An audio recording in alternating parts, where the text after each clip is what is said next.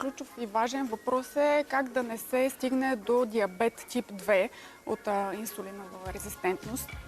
Точно. Там идва нашия фокус в кардиологията.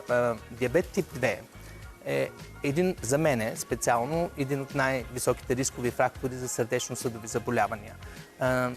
Не знам дали пациентите много често се страхуват, когато чуят диабет. Нали? Казват, аз имам диабет тип 2 и съм на хапчета.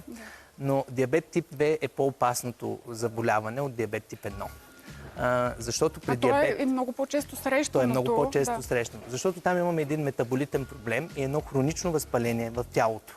И това хронично възпаление предизвиква в нашата сърдечно-съдова система възпаление, което пък предизвиква плаките, които са така предшественик на бъдещ инфаркт и инсулт. Така че на диабет тип 2 за мен е така ред флаг. Там наистина трябва да се реагира на време или изобщо не трябва да се допуска да се стига до диабет тип 2.